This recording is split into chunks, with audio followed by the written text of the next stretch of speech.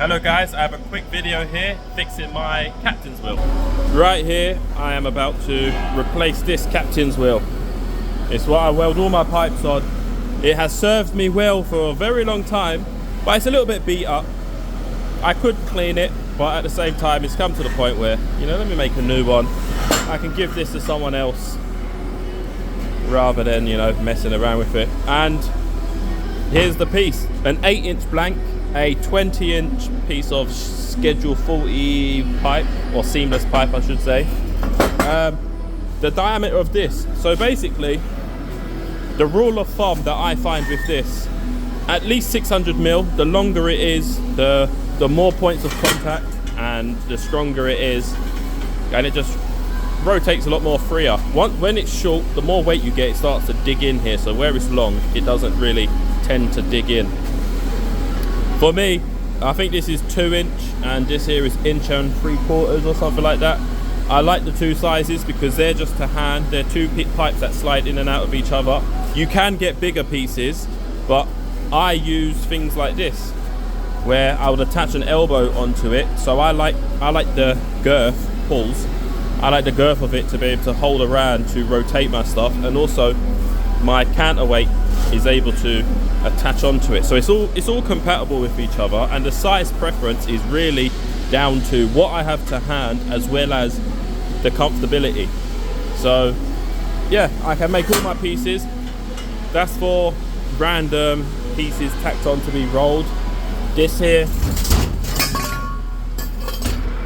would be, you'd put an elbow here so you can weld all the way across there and then flip it around and weld the other side all in one go. This one here goes on the back of a T. You weld it on the back of a T and you can roll the other side.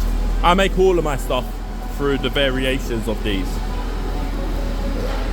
And in this design, again, there's not much to this video, just a video showing you an idea. I'm going to cut these slivers of 6-inch pipe and do some kind of spoke design. I guess this is a spoke, maybe a happy cycle spoke design. So I hope that intro was a bit of a clarification as to what I'm making. Don't ask me where the name Captain's Wheel came from. I inherited that knowledge from another welder. I could only assume that it looks like a wheel of a sailor's wheel.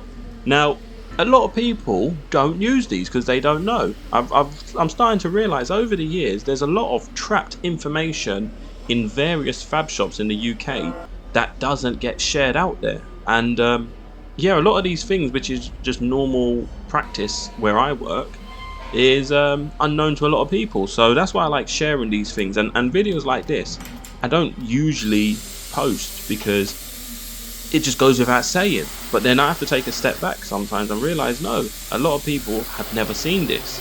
So this here is one of my most used items in the fab shop. I use this every day pretty much, and it just saves time. It makes things a lot easier. It's very versatile. You can tack anything onto it and you can always roll a weld out on it.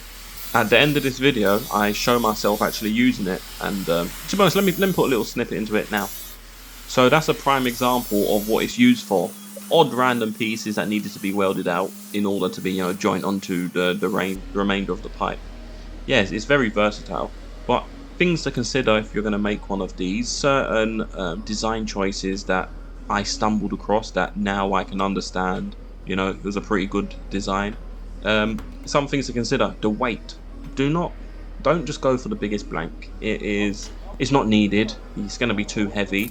You want to make it to the point where, you know, you can manhandle it. You don't want to be picking up some 25-30 kilo turning handle on its own. That's ridiculous. So if it can't really fit on this, then that just means it's above this.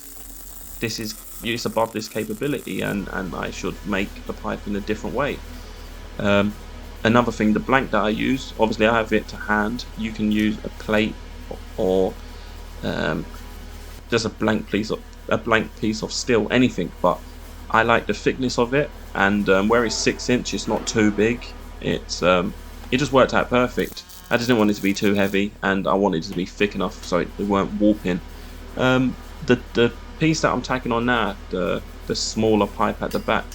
So we have access to certain size pipes, and I don't know who originally started using these pieces. I know my mentor taught me, and I can only assume he created it, but I don't know where he got the idea from. But this size is a nice size where it slides in, and when you put different attachments in the turning handle holder jig, it's got a nice girth to it, pulls, that is comfortable for your hand, and you can turn it nicely. Some people do 2.5 inch and 3 inch, so you know it's a 2.5 inch piece of pipe sliding in 3 inch, and it's just giant. You know when you're using an angle grinder and it's just so thick that it's hard to get a nice grasp on it.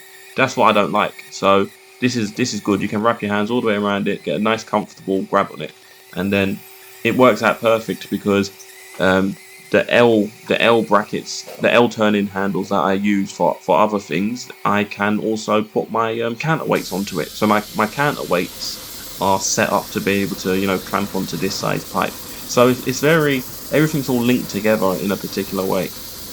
But I'm not going too deep into the fabrication of it. You can see, there's nothing special to it. I just wanted to put into a video. But yeah, here you can see this here. What's tacked onto it is a piece of pipe that is prepped and shaped. It's a branch that's going to go onto a longer length of pipe. Perfect example. If I never had the captain's wheel, I could have used it on my rollers, but my welding rollers, they don't go close enough together to weld this, so I'd have to then tack an extra piece of pipe on the back side of it to make it longer. And then see how easy it's going to be to chop off and turn. I can take it off. If it was on the rollers again, now I'm gonna have to probably put it on the floor, cut it up, tack it together in another way. These are just them little life hack. I wouldn't even call it a life hack, just jigs. These are them fabrication jigs that I've made up just to make my life easier. Here, we're ready to go again.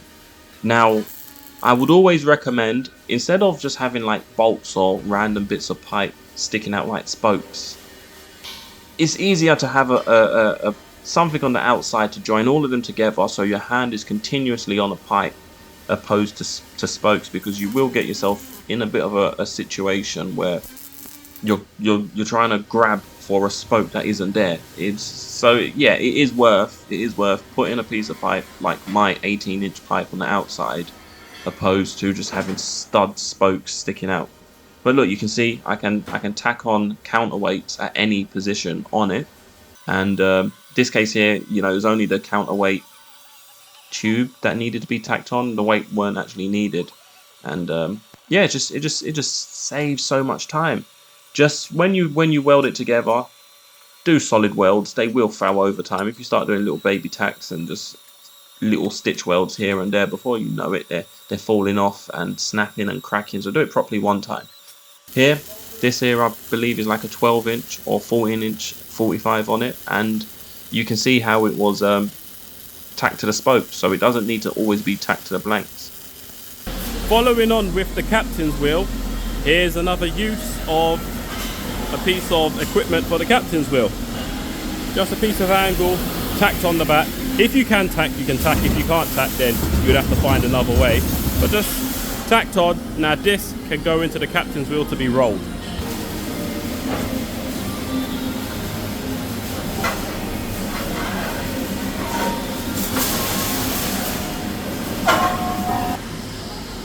Here is a perfect example of the utility of the captain's wheel. It just opens up the horizon as to how you can fabricate these pieces of pipe.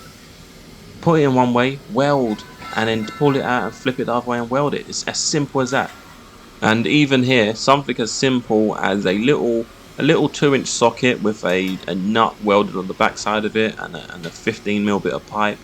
You can use it, and it's an adjustable counterweight, so no matter which way the pipe settles, put this counterweight the opposite way around, tighten everything up, and now this turning handle is counterweighted with these pipes.